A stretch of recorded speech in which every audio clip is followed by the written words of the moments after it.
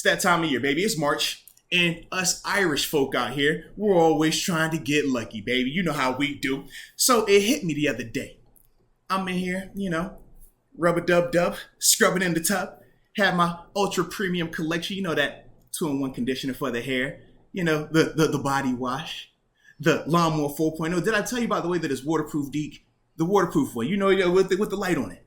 So I'm in there, right, and I'm getting all groomed up, feeling nice and neat, smelling immaculate. I get out, I hit the nose trimmer as well. Can't have any of those weed whackers in the nose, you know what I'm saying? Get up out of there. And I FaceTime wifey. Because you know what I'm saying? I'm like, yo, Deke, I'm feeling good over here. I was feeling good. So I was like, man, it might be that time. I'm like, hey, babe, what's up? She gave me that look. I said, uh-oh, whoa. And then the phone cut off. I didn't get lucky that day. But I felt like I was about to get lucky that day because of Manscaped, baby. So with that being said, don't mess around, baby. Do not mess around. Make sure you go to manscaped.com. And as we always say, if we're going to talk about it, we got to have action for you. Use the promo code MOST. Get that 20% off on all your purchases plus free shipping worldwide. So that way you too can get lucky like yours truly. And smell good, and I can assure you on this, when you are finished taking care of yourself, glamoring it on up and hitting it with that Lawnmower 4.0, your delicate twins will certainly thank you, baby. Yes, indeed. Yes, indeed. I know it was on the pay-per-view. I didn't know if you had to, pirate one of them links or anything like that, if you found a friend to help you out. No, I didn't see it live. I honestly forgot that the fight was happening. My Saturday night involved hitting the town, actually. Oh, it was White my Claw Deke was out? boyfriend. Yeah, it was. Okay.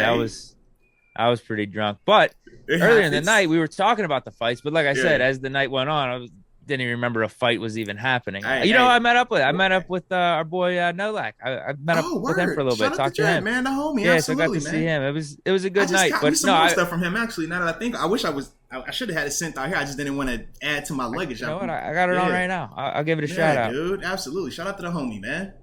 So I got to see him, but no, I got to watch it afterwards on YouTube. Yeah, and it was good actually. The first round looked like it was gonna suck. It was just gonna be Covington the whole time.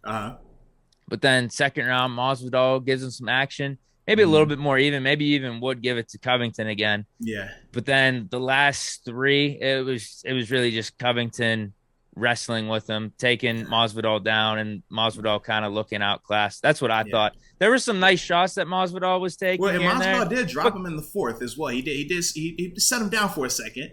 Yeah. No, you're right. But then I don't know. Covington responded every time. It was like anytime Masvidal looked like maybe he got a little bit of momentum, it's like, no, now it's all Covington for the next 2 minutes. Whether it was takedown or Covington got a nice shot or two.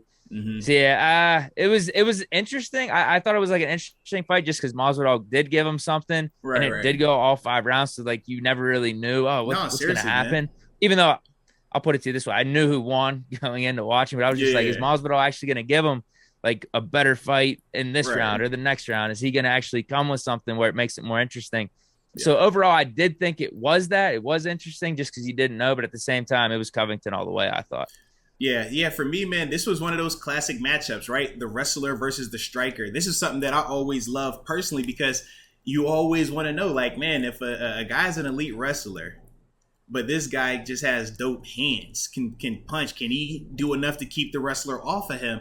And for the wrestler, can you do enough to close that distance and ultimately get him to the mat where you are in your wheelhouse? But the thing that was surprising was this, not necessarily Colby outclassing him from a wrestling perspective, because that's what Colby does.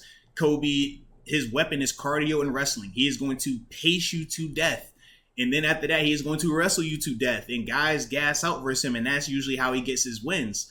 But the thing that was surprising was this. He actually outstruck Masvidal. I thought that he was the better of the two, even on feet when they were throwing hands. That was the surprise to me because Masvidal, that was his bread and butter. And I thought for as mad as Masvidal was supposed to be, as early on, as pissed as he was supposed to be, and all this other talk that he had, he looked like he was very cautious early on. He threw the little flying knee to start, but he wasn't throwing a ton of punches. And that was the part for me where I was like, all right, now what you were saying and all this other stuff, we got all this police in here for you. We can't even have you guys at the press conference together. You can't even shake hands before the fight. It's like, bro, you weren't fighting like you was pissed off. You weren't fighting like you had something to get off your chest. Whereas Colby was little brothering you at times. I was waiting on Colby to give him the nuggies for a second, man, when he kept putting him in the low headlocks and stuff, man.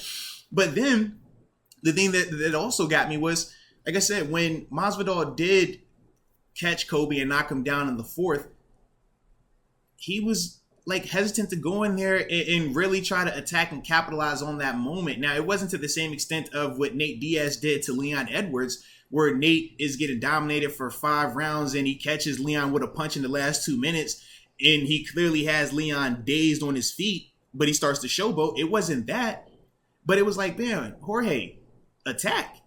I just thought that Jorge, man, was really content being on the outside, fighting on the edge, and allowing his back to sit up against the cage, which I thought wasn't going to benefit him. And I know that was kind of how he would help defend himself against the takedowns, but it just limited what he was able to do in terms of his offense. And then I was also just laughing at the end of the fight where, you know, the fight's over. Colby is obviously grounding, pounding him, punching him. Because, I mean, you look at Masvidal's face. This is one of the first times I've seen Masvidal actually carry bruises like that after a fight. Usually Masvidal doesn't look beat up. Masvidal looked beat up in this fight, man. He was bleeding, his face was puffed up and everything like that. But it's like you see Colby, you know, dominant position, beating him up at the end. And then what does your boy Masvidal do? The fight's over. Now he gets up as if he wants to fight some more. Hey, man, kicks at him. I'm like, bro, you just got kicked. You got your butt kicked for 25 minutes, 5 rounds total. Now that the fight's over, now you want to get up in that? You want to fight some more? Like, what you think was going to happen any different in that moment than the past 25 minutes? And that was my other thing with Masvidal, man. I was just like, bro, what are you doing? You're making yourself look real foolish right now, bro. Stop it. Stop it. Yeah, you were waiting for that moment, but he just kept, but Covington just kept getting those takedowns. That was the thing. Yeah, but that was my thing. I'm just like, bro, that's a part of fighting. Like, that's the difference when you're talking stylistically. Wrestlers versus strikers. Usually your striker needs to be able to keep that wrestler off of him. But Colby has shown development. Colby has shown growth since losing twice to Kamaru Usman. Because that's the difference with Usman. Usman can wrestle at a high level, but Usman can also strike at a high level. That's how he was able to knock out Jorge Masvidal. And now you're starting to see that Colby is starting to develop a little bit more.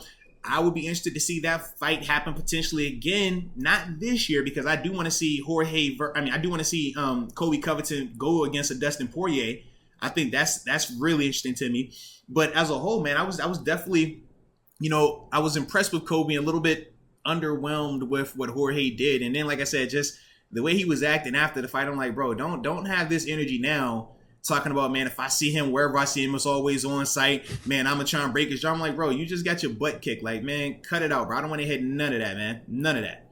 So that was kind of my feelings. And you're right, he got man. Smoked standing up. Yeah, bro. It's like, I mean, it looked even kind of, but if anything, yeah, you're right. You give the edge to Covington on some of those strikes. Right. So I'm like, man, you can't get outstruck. I mean, he got outstruck as well. Like, it wasn't close.